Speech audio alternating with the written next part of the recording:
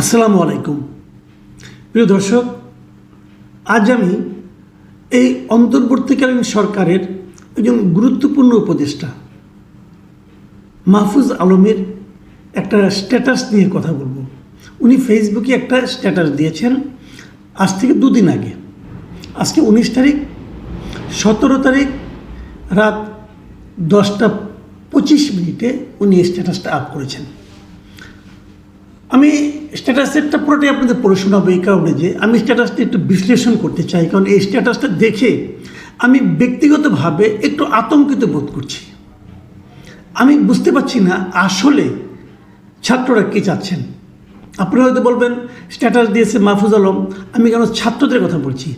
আমি এই কারণেই বলছি যে ছাত্রদেরকে উনি পরিচালনা করেছেন অথবা উনি মাস্টার মাইন্ড ছিলেন, এ ধরনের একটা ধারণা কিন্তু আমরা সবাই দেখেছি, পেয়েছি এবং শুনেছি। কাজেই আমার মনে হয় এটা টোটাল যে বৈষম্যবিরোধী ছাত্র আন্দোলন, এটা বোধহয় আন্দোলনের কথা, আমি এরকমই বিবেচনা করছি। আর তাছাড়া উনি সরকারের একজন গুরুত্বপূর্ণ ব্যক্তি, এই মুহূর্তে উপদেষ্টা এবং প্রধান উপদেষ্টার সঙ্গে সম্পৃক্ত উপদেষ্টা, সংযুক্ত উপদেষ্টা, অতএব অবশ্যই গুরুত্বপূর্ণ একটা বিষয়। আমি এটা নিয়ে একটু কথা বলতেই চাই। আমি আগে পুরো স্ট্যাটাসটা আপনাদের একটু পড়ে শোনাই। এই স্ট্যাটাসে উনি একটা শিরোনাম দিয়েছেন, শিরোনামটা হলো গণ অভ্যুত্থানের 100 দিন পরে। তিনি লিখেছেন, পুরনো বন্দোবস্তের প্রতি দাসখত লিখে দেওয়া লোকেরা আবারও ঐক্যবদ্ধ হবে। এ দল ওই দল এখানে মুখ্য নয়, মুখ্য হলো পুরাতন প্রজন্ম ও বন্দোবস্ত। ছাত্র তরুণদের জন্য একটি সুযোগ এসেছে, প্রতিটি প্রজন্মের কাছে এরকম একটি সুযোগ আসে। 90-এর ছাত্র তরুণ খরচ হয়ে গেছে আগেকার প্রজন্মের ধূর্তামির কাছে।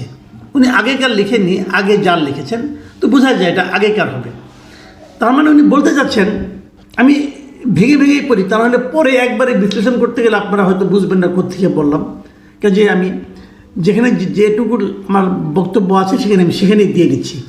মানে উনি বলতে চাচ্ছেন যে আগের যে প্রজন্মগুলো ছিল, আগের প্রজন্ম কিছু একটা অর্জন করেছে, কিন্তু সেই প্রজন্ম, তার আগের প্রজন্ম যারা আছে, তাদের ধূর্ততার কাছে তারা পরাজিত হয়ে গেছে এবং সেই সুফলটা আগের প্রজন্মের লোক নিয়ে গেছে। এটাই মূল বক্তব্য।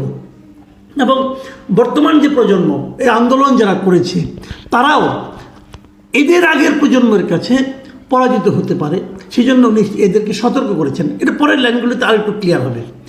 তিনি লিখেছেন, আবারও সে ধূর্ত পুরাতন পন্থীরা ছাত্র তরুণদের মধ্যে যে বিভেদ ও অনাস্থা তৈরি করছেন, সে সম্বন্ধে ছাত্র তরুণেরা সতর্ক না থাকলে তারা প্রজন্ম আকারে হত্যাযোগ্য হয়ে উঠবেন। কথাটা খেয়াল করুন। মানে ওনার বক্তব্যটা হচ্ছে যে এখন যে ছাত্র আন্দোলন করেছে, তারা যদি পুরাতনপন্থী যারা আছে, মানে আগের প্রজন্মের যারা আছে, তারা যে বিভেদ এবং অনাস্থা তৈরি করেছে নতুনদের মধ্যে, যদি এ ব্যাপারে যদি নতুনরা সতর্ক না হয়, মানে ছাত্র তরুণরা সতর্ক না হয়, তাহলে এই ছাত্র তরুণদের পুরো প্রজন্মটাই হত্যাযোগ্য হয়ে উঠবেন। মানে এদেরকে হত্যার শিকার হতে পারে। এই হলো গিয়া ওনার বক্তব্য। কিন্তু বরং একটা ভয় দেখাচ্ছেন যে এইবার যদি ছাত্ররা, তরুণরা যদি পুরাতনদের সে ষড়যন্ত্র তার মধ্যে যদি ধরা খেয়ে যায়, তাহলে কিন্তু এরা শেষ। তারপরে বলছে যে 90 এত রক্তাক্ত ও কনফ্রন্টেশনাল ছিল না। মানে বলতে চাচ্ছেন যে এইবার যেরকম একদম মারামারি হয়েছে, 90 সালে অতটা ছিল না। ঠিক আছে। তারপরে লিখেছেন, এখানে প্রায় 1.5 লক্ষ আহত, মানে মাঠে লড়াকু আছেন, 2000 বা ততোর্ধ্ব শহীদ আছেন। গৃহযুদ্ধের পূর্ববর্তী মুহূর্তে একটা সামাল দেওয়া, এটা কোট আনকোট আছে, সামাল দেওয়া প্রচেষ্টা শুরু হয়েছে, যা এখনো চলমান। কিন্তু এই যুদ্ধ তো হবেই কোনো না কোনো ফরম্যাটে। উনি বলতে চাচ্ছেন যে এই যে নতুন পুরাতনের যে দ্বন্দ্ব, এই দ্বন্দ্বের মাধ্যমে একটা গৃহযুদ্ধ হতে পারে, মানে হওয়া উচিত। উনি চাচ্ছেন এই যাতে না হয় গৃহযুদ্ধটা, এই জন্য এটাকে সামাল দেওয়ার একটা চেষ্টা চলছে। কে চেষ্টা করতেছে? পুরাতনরা। এবং তা বলছে যে এটা এখনও চলছে, কিন্তু তার বক্তব্য সামাল দেওয়া হোক বা না হোক, এই যুদ্ধ তো হবেই কোনো না কোনো ফরম্যাটে, মানে কোনো না কোনো ফরম্যাটে যুদ্ধ হবেই, অবধারিত। সামাল দিতে পারলেও হবে, না পারলেও হবে, চেষ্টা করলেও হবে, না করলেও হবে, যুদ্ধ একটা হবে। কার সঙ্গে হবে? প্রজন্মের সঙ্গে প্রজন্মের। ঠিক আছে? তারপর উনি বলতেছেন নতুন ও পুরাতনের এ রক্তাক্ত দ্বন্দ্বে, দ্বন্দ্বে বলেন ভুল আছে, সমস্যা নেই, এ রক্তাক্ত দ্বন্দ্বে রণনীতি ও প্রধান দ্বন্দ্ব বুঝে নেওয়া জরুরি, খুবই জরুরি। মানে ওনার বক্তব্য হলো যে নতুন এবং পুরাতনের যে দ্বন্দ্ব, এই দ্বন্দ্বটা আবার রক্তাক্ত হবে, কিন্তু মাইন্ড ইট, এই দ্বন্দ্ব রক্তাক্ত দ্বন্দ্ব। এবং এই দ্বন্দ্ব এর যে রণনীতি, মানে স্ট্র্যাটেজি, যেটা রণকৌশল, যেটা স্ট্র্যাটেজি এবং রণনীতি যেটা আছে, এটা এবং প্রধান দ্বন্দ্বটা কোথায়, কেন এই বিরোধটা, এটা বুঝে নেওয়া খুব জরুরি। তারপরে আরও দুইটা প্যারা আছে, পড়ে শোনাই। মৃত্যু আমাদের ছুঁয়ে গেছে, আমরা জ্যান্তে মরা হয়ে গেছি, আমাদের শহীদ হয়ে যাওয়া ভাই বোনের সাক্ষ্যকে নিরন্তর পুনরাবৃত্তি করে যেতেই হবে। ক্লান্ত হইয়েন না, জড়ো হন, ঘন হয়ে বসুন। মানে সবাই আপনারা ক্লোজ হয়ে আলোচনা করেন এবং সব কিছু করেন। এই যে বক্তব্যটা, আমি এই বক্তব্যটা নিয়ে একটু আলোচনা করতে চাই।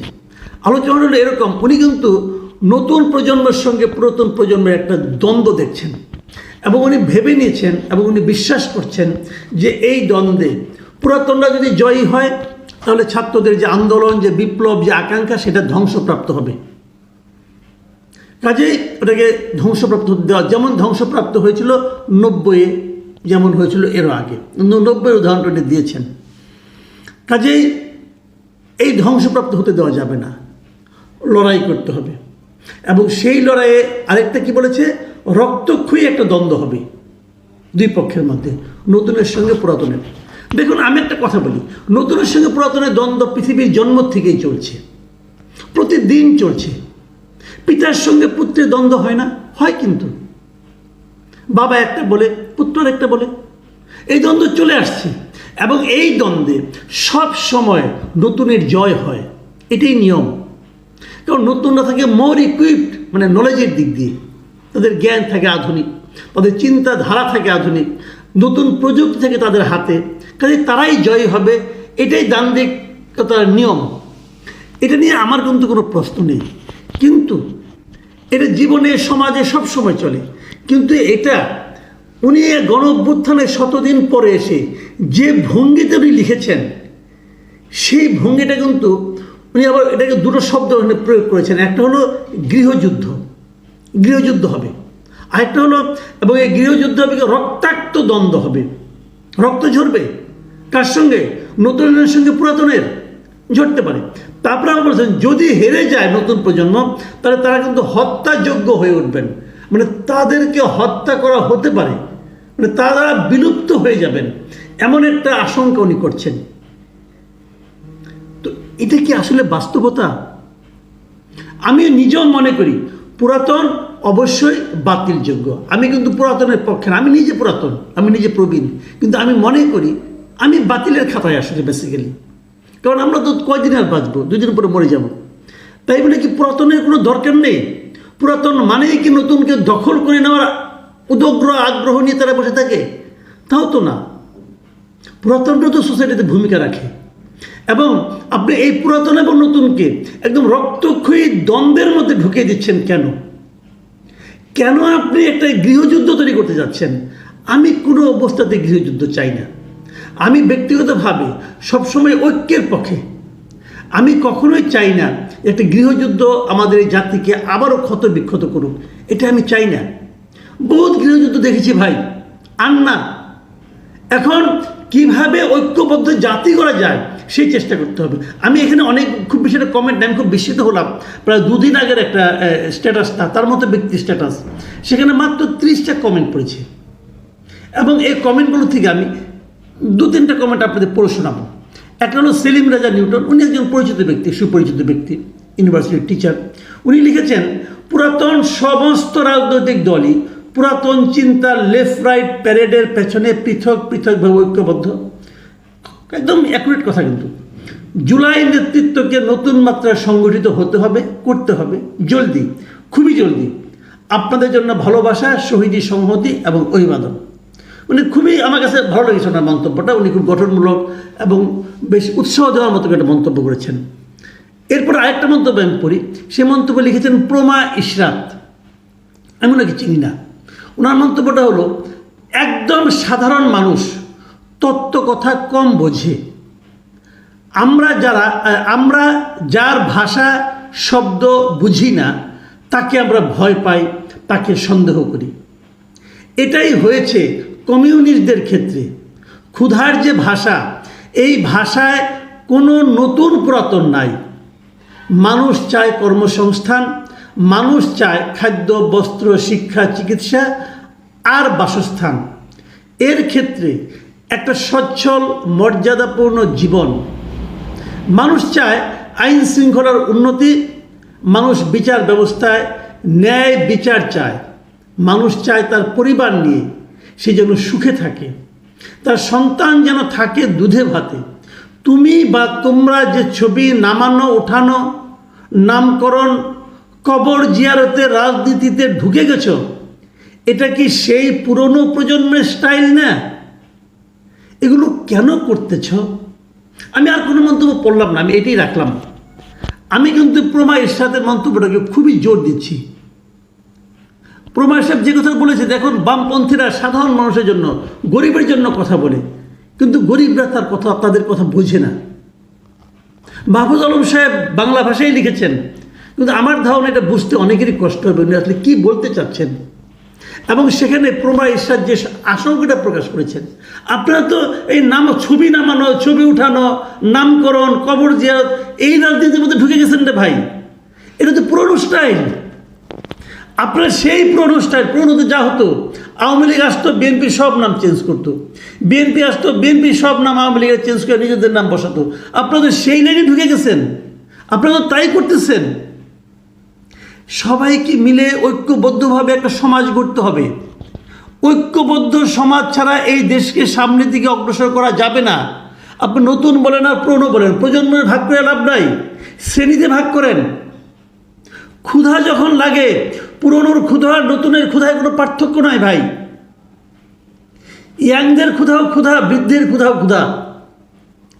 কাজেই প্রজন্মের মধ্যে ভাগ করেন না, ভাগ করেন মানুষের চাহিদার জন্য। মানুষের মৌলিক চাহিদা আপনি কীভাবে দেখুন, আপনি এখন সরকারে আছেন, আপনি যে কথাটা বলছেন এই কথাটা কি আপনার সরকারের লোকজন মানে? আপনার অন্য উপদেষ্টারা মানেন? প্রধান উপদেষ্টা মানেন? তাদের সঙ্গে আলাপ করুন আগে। আপনি একা পারবেন না কিছু করতে। আপনি যদি কিছু করতে চান তাদেরকে নিয়ে, যেহেতু আপনি সরকারে আছেন, কাজটা আপনাকেই করতে হবে। সরকারের কাছেই রাষ্ট্রের সমস্ত ইনস্ট্রুমেন্ট আপনাকেই করতে হবে। আর আপনি যদি বলেন না আমি এই সরকারিতে করাইতে পারবো না, তাহলে মাঠে আসেন, সচিবালয় ছেড়ে দেন, মাঠে এসে মাঠে সবাইকে নিয়ে আন্দোলন করেন। বসে থাকবেন সচিবালয়ে আর এখানকার ইয়াং জেনারেশনকে উস্কাইয়ে দিবেন, এটা হয় না রে ভাই। যাদের উস্কাবেন তাদের সঙ্গে রাজপথে থাকেন। আপনি ওই আরাম, এসি রুমের আরাম ভোগ করতে চান, আবার রাজপথে ইয়াংদেরকে উস্কিয়ে দিতে চান, এটা হয় না। আসেন এখানে, অথবা তাদেরকে বুঝিয়ে বলেন চলুন আমরা এই ধরনের একটা সমাজ গড়ার চেষ্টা করি। যদি আপনার সহকর্মী যারা এখন আছেন উপদেষ্টা, তারা যদি আপনার সঙ্গে একমত না হন, তাহলে তাদেরকে ত্যাগ করে আসেন। তাহলে বুঝবো আপনার এই কথাগুলির মূল্য আছে। না হলে বুঝবো কিছু অবোধ, কিছু ইয়াং, কিছু ইমোশনাল ছেলে মেয়েদেরকে জীবন ধ্বংস করার জন্য আপনারা এই সমস্ত কথাবার্তা বলছেন। আমি মনে করি মাহফুজ আলম সাহেব খুবই মেধাবী লোক এবং উনি এগুলো চিন্তা করবেন এবং সেই অনুযায়ী কাজ করবেন। আমি ওনাকে দেখতে চাই আগামীতে, যে আগামী 7 দিন 10 দিনের মধ্যে উনি ওনার সহকর্মীদের নিয়ে এই ওনার কথাগুলি বাস্তবায়ন ঘটাতে পারবেন। আর যদি না পারেন তাহলে আন্দোলন করার জন্য যাদেরকে আন্দোলনে আহ্বান জানিয়েছেন তাদের সঙ্গে রাস্তায় নামেন। ওই যে বললেন না যে ঘন হয়ে বসুন, যারা ঘন হয়ে বসবে সেই সাধারণ মানুষের সঙ্গে আপনাকেও দেখতে চাই। প্রিয় দর্শক, এখন এ পর্যন্তই। আল্লাহ হাফিজ।